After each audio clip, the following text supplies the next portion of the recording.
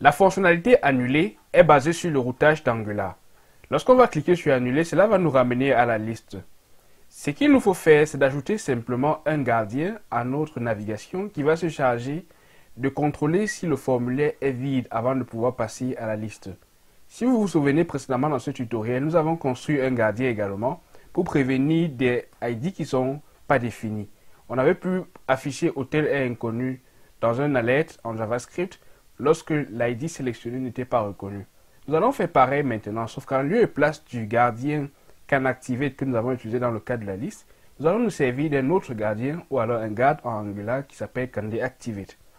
CanDeactivate devient actif lorsque nous passons d'un URL pour un autre, lorsqu'il faut naviguer d'une page pour une autre. Pour le faire, nous allons rentrer dans notre code et on va se rendre simplement dans le dossier app. Ensuite, on va aller dans le dossier shared. Nous avons créé un dossier guard déjà. À l'intérieur de ce dossier-là, nous allons créer un nouveau guard.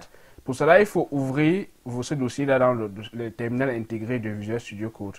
À l'intérieur, vous pouvez simplement taper ng, g pour generate, g pour guard, et nous avons besoin d'un hotel ou edit guard, parce que ce guard-là sera utilisé principalement sur le composant hotel edit.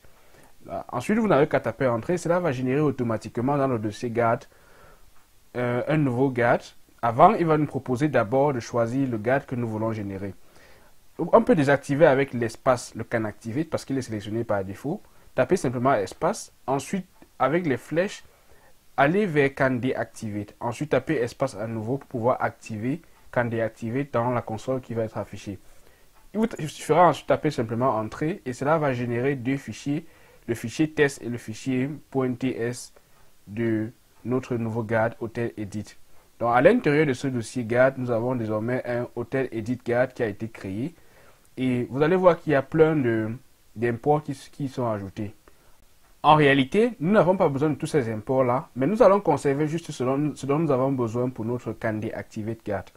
Donc à l'intérieur, je vais passer ici à unknown seulement d'abord le nom du composant que nous souhaitons ajouter à canActivate. Pour cela, on va passer le paramètre générique qui portera le hotel edit component. Hotel edit component, il faudra l'importer également. Il ne faudra pas oublier de l'importer. Et pendant qu'on l'a fait, on va remplacer également le unknown par hotel edit component parce que le guard canDeactivate prend un composant en paramètre.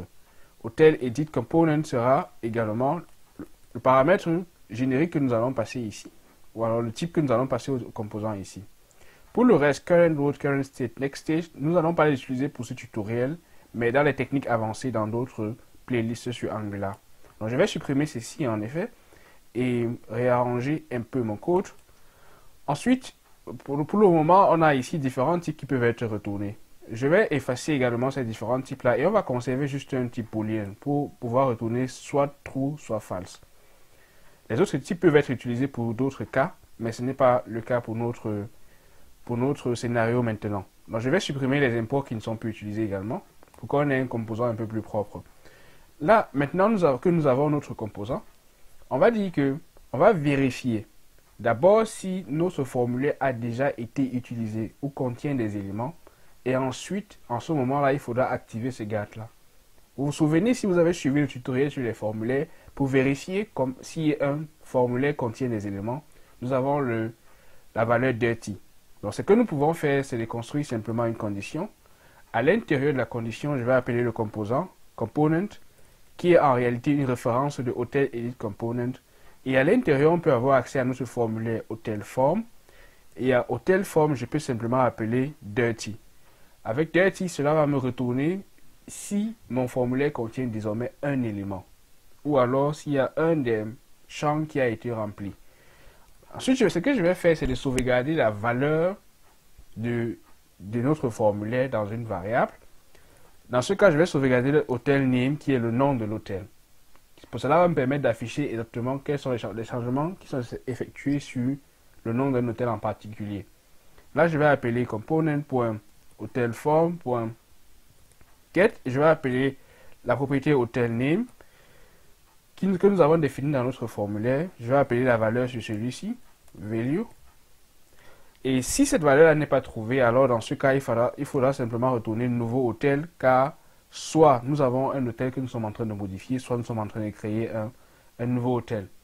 Maintenant que nous avons fait ceci, on peut retourner simplement un confirm de JavaScript.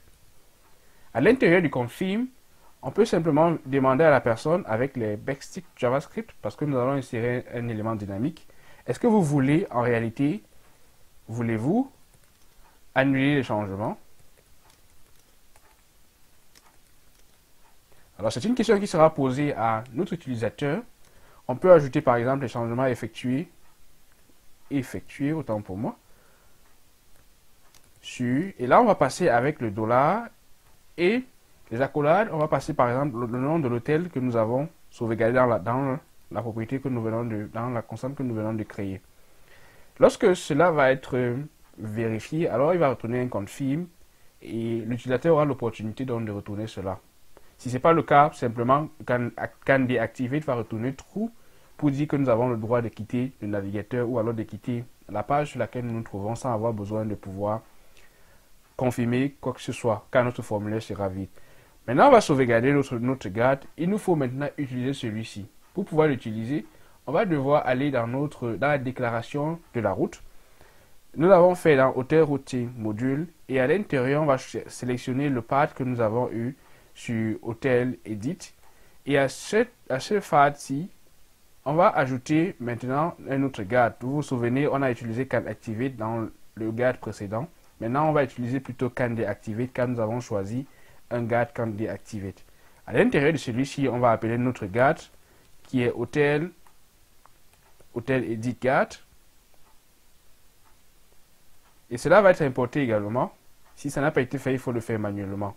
Maintenant qu'on a ajouté notre guard à l'intérieur, on va tester notre guard dans le navigateur pour voir s'il fonctionne correctement. On va aller dans notre ajout d'hôtel, on va entrer un élément et on va essayer de quitter. Là, il va nous demander, voulez-vous annuler les changements effectués sur AAA, SAAA, qui est le nom que nous avons entré dans le nom de l'hôtel. On peut taper sur OK et là, dans ce cas-là, il pourra changer de page. Ainsi, on peut ajouter un guard pour pouvoir donner à notre utilisateur l'opportunité de confirmer s'il veut annuler les modifications dans le cas où il a fait une erreur ou bien par mégarde, il a voulu quitter notre page. À présent, voyons comment est-ce qu'on peut construire un service d'accès aux données en se servant d'une base de données simulée avec Angular. En simulant les différentes opérations pour créer les nouveaux hôtels, les modifier et surtout les supprimer.